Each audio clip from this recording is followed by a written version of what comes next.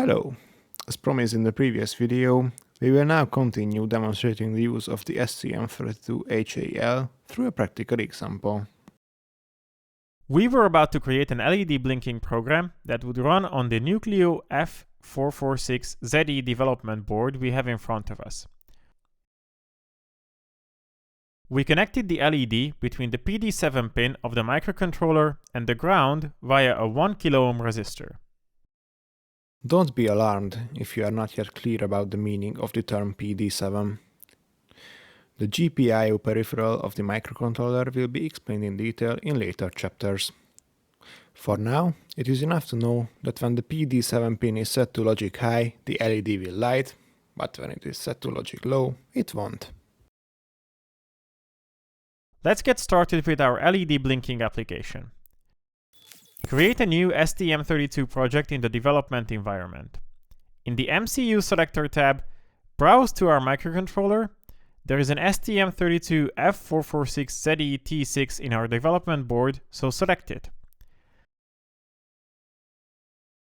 Let's say the project name is Lecture 5.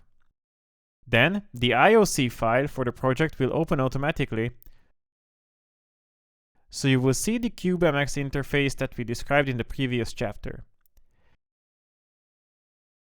Using this configuration interface, we can generate the code that uses the HAL library. In the following, we will walk through how to set the GPIO pin for LED using the configuration interface, how our development environment generates code as a result, and how to use the HAL library. Find the PD7 pin in the configuration interface. This pin is connected to LED1 on the development board. By clicking on the pin, we can set up which function we want to assign. We'll need the pin as a GPIO output. GPIO is an abbreviation for General Purpose Input-Output, which will be discussed in more detail in Chapter 7. In the left section, on the System Core GPIO tab, we can configure the pin. Let's give the pin the name HMI_LED_1 using the setting user label. To program your panel, we first need to set up the programming interface. This can be done in the System Core under the Sys tab. In the Debug drop-down menu, select Serial Wire. In the Pin Assignment view, you'll see that CubeMX has already configured the required PA13 and PA14 pins. We will discuss how to configure the debug settings in the detail in the next chapter. Save your project. After saving, a window usually pops up and the development environment asks if it needs to generate code. Since this is what we want to achieve, we select the Yes option. If the small window does not pop up, you can use the small gear icon to generate code. After code generation, let's look at our initial code. In the Project Explorer, locate the main.c file. The main function will be the entry point of the program. This function will be called when we start our program. Let's see what will happen when the program runs. First, we call the HAL_init function, which initializes the microcontroller. It must always run first at the beginning of the main function. It resets, for example, the reset and clock configuration register. Then, the system_clock_config function runs, which configures the system clock. Inside it also uses HAL functions. The body of this function is generated based on the CubeMX clock configuration, that is clock configuration settings. Finally, the MX GPIO init is called, which configures the GPIO. It was created because in the CubeMX interface, the PD7 pin is defined as GPIO output, so it's necessary to initialize the GPIO periphery. If you look at it, you can see that the functions generated by the configuration interface do nothing more than call some HAL functions based on the data set in the configuration interface. Let's take a closer look at what happens in the MX GPIO init function. Control left click to see the function's body. At the beginning, an empty structure is created, which will later store the settings of the LED1 pin. The type of the structure is GPIO underscore init type def, which doesn't have HAL in its name, but if you look at the definition of the structure, you can see that it is also in one of the HAL files. This structure contains variables for initializing a GPIO, which are all of type uint32t, which is a 32-bit integer. In the mx underscore GPIO underscore init function, each value of the structure is set and then passed to the initialization function. The values are not set by numbers, but they are defined using the hashtag define directive.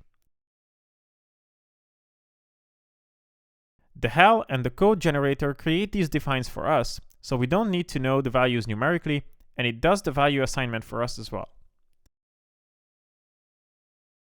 In the mx GPIO init function, after the structure is created, a number of similar HAL functions are called to enable the clock for the various GPIO ports. The function then sets the state of the LED1 pin to an initial GPIO pin reset state, and initializes the pin using the originally empty structure and the HAL GPIO init. Let's take a closer look at the HAL GPIO write pin function. The function has three input parameters: port, pin, and state. The function is called with the port and pin parameter of our LED1 because we want to set the state of this. Remember that this method is called from mx GPIO init, which initializes, so now we are giving the initial state of the pin. Let's take a look at the HAL underscore GPIO underscore write pin function. To do this again, you can click on the function while holding down the control key on the keyboard. You can see that the function is implemented in the stm32f4xx underscore HAL underscore GPIO.c. This is the GPIO file in the HAL library, which is used to set a particular pin of a port to a certain state.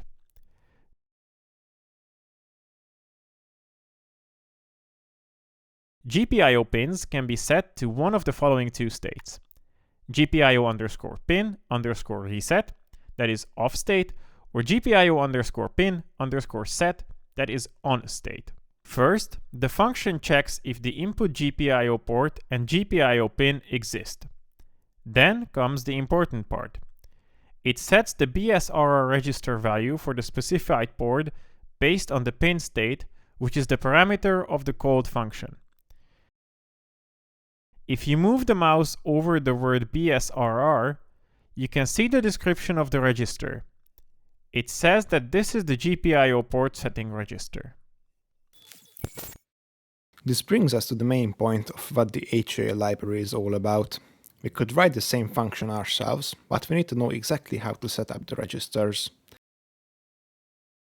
This can be learned, but for more complex programs there are many registers to set, and it is important to know the right order, and the registers are not the same for different microcontrollers. Fortunately, the HAL library does these settings for us by calling its functions with the appropriate parameters, which are much easier to specify than the registers. Let's go back to the end of the mx GPIO init function in main.c and see what the HAL GPIO init function does. If you scroll down, you can see that this is a really long method with a rather complicated code. There are many bit operations to set different registers. You can see how complicated the setting of the registers can be, even though we are talking about the simplest peripheral, the GPIO. We've come to the point where we're writing the core of our LED blinker application. It will consist of just two lines, during which we will call two functions, one to change the LED state and the other to wait. Let's go back to main.c and inside the main function. We've gone through the functions we used to initialize our developer board, and then we have a while loop in the code. This has a parameter of 1, which means that the loop condition is always true, so our tool will continuously run the code in the loop repeatedly. This is fine for us because we want to keep the LED blinking, but we could safely rewrite the condition if we needed to. In the while loop, above the user code end while comment, call the HAL GPIO toggle pin function with the HMI LED1 GPIO port and HMI LED1 pin parameters, and then call the HAL delay function with the 500 parameter. It is worth noting that if you place your code after a user code end or before a user code begin, you will lose the code you have entered when you regenerate it if you make changes to the configuration interface. The HAL GPIO toggle pin toggles the state of the specified pin of the microcontroller. If you look into the function, you can see that it works very similarly to the HAL GPIO write pin. Using the HAL delay function, you can wait for a given amount of time. You have to specify its parameter in milliseconds, so the value 500 means half a second. This completes our LED blinking application, at least in theory. Now, I'd like to ask Zolan to compile and run the code on our development board, because it would be nice to see in real life if this LED blinks. That's right. It's crucial to make sure that accidentally you're not plugging the cable into the wrong USB port.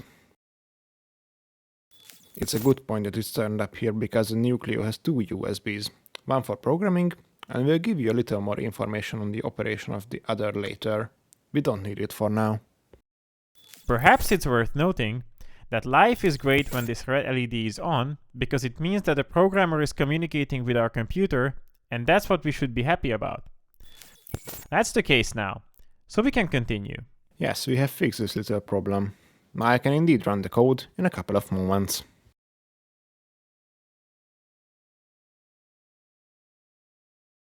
I can see the program is working, the LED is blinking. Yes, it is. And the LED is supposed to start blinking within moments.